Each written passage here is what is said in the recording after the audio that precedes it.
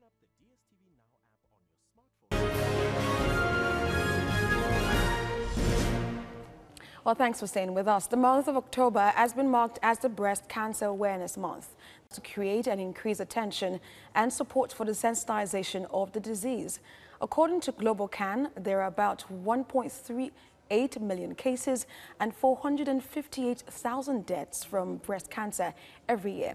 Breast cancer is the most common cancer in women worldwide. Now, joining us from our Abuja studio is the wife of the Ondo State Governor, Betty Anyanwu Akeredolu. She's also the founder of Breast Cancer Association of Nigeria. Thank you so much for joining us on the news at this time.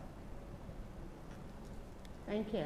All right, what has been your experience like? We know that you were diagnosed with cancer in 1997, but as a survivor of cancer, what has been your experience like? It wasn't an easy one, as at the time I was diagnosed with breast cancer. It appeared that I was alone. I didn't know that there were other women who had had the experience until I was admitted at the University College Hospital.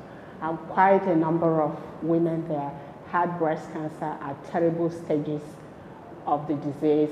It followed that many women had this disease, they were not talking. Right there, I made up my mind that I wasn't going to be part of the silence. And I took off without looking back. Barely 6 months after discharge from the hospital, I found BRECAN. And before then, I had approached some of these women to join me to raise our voices so that other women will be aware that breast cancer doesn't really kill if you do the right thing at the right time. Because we got to know that breast cancer is a disease that progresses with time. So if you catch it early, you have great chances of surviving the disease. But if you leave it, because usually it starts with a painless lump or a discharge that is not painful, but majority of our women just carry on with life, not knowing that what they are experiencing is a time-kicking bomb.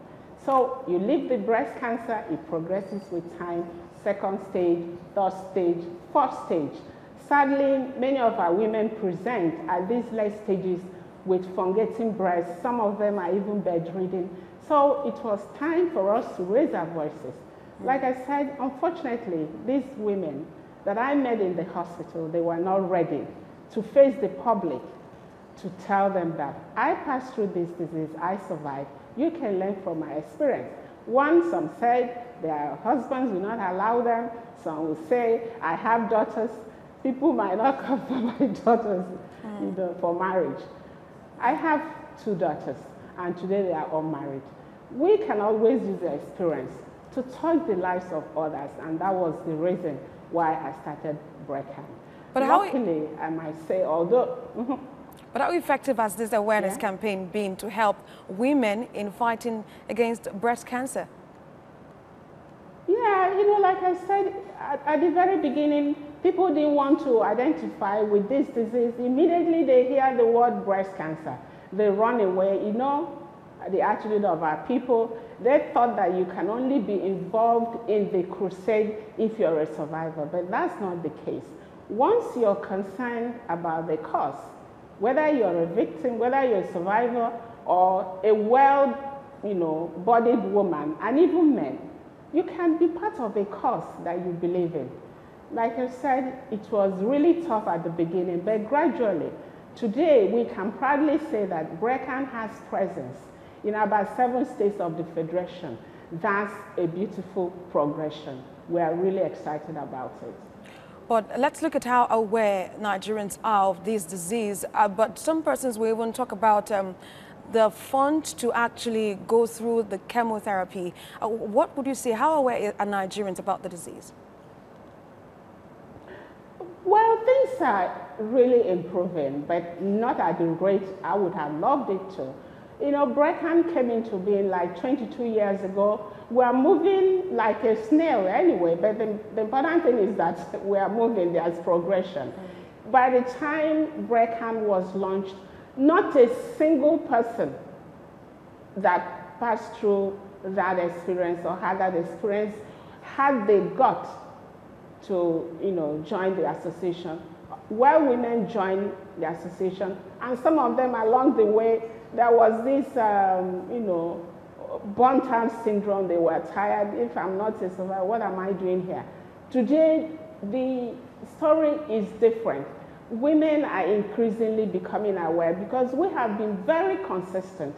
I will use the Jog for Life program that we do every October. You can see me, I'm donning one of the BRECAN Jog for Life outfits, and we jog on the streets of some cities just to gain traction, raise awareness. People will be asking, what are these people doing along the street?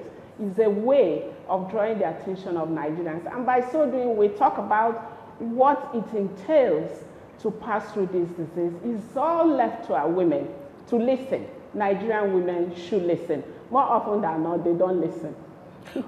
But if you would be speaking to us, persons who are affected by this disease, what would be your advice to them? Well, for those of them being affected by this disease, I would love to have, come in contact with them at the very early stage when the doctor had told the woman, you have breast cancer. If I can get her at that stage, I know that I will help her navigate the process, because this process is like walking through the valley of shadow of death, I can tell you that. But when this individual sees somebody like me or some other survivors, she too can be strengthened. She will be spiritually uplifted that, yes, I can pass through this. But when you get them at that terrible late stage, there's very little you can do. That's why we're all out, in fact, urging the government to please support screening, because through screening, the awareness about breast cancer, will get into all the nooks and crannies of this country, because information is key in the fight against breast cancer. Like you said, knowledge is power. All right, but let's look at what the government has done so far in, fighting this breast cancer. Would you say the government has done enough in terms of facility? I can look into their eyes and say they have not done enough. In fact, they have not even started. Although you might have semblance of, treatment facilities here and there. For us in BRECAN, we have 4 cardinal points in BRECAN: raise awareness through public education, support patients who are undergoing this disease, of course, advocacy and research. And we say in BRECAN that awareness is the entry point. If our women do not understand what they are passing through, even if you build 5-star hospitals where you have all the gadgets, they will not come there, because they still have this mindset that breast cancer is caused by spiritual attack or by juju. So if you have that belief, hospital will be your the last place you will visit. You will first of all go to prayer houses. You will go to prayer mountain. You will go to juju somewhere in Ijebu. I hope Ijebu people won't fight me.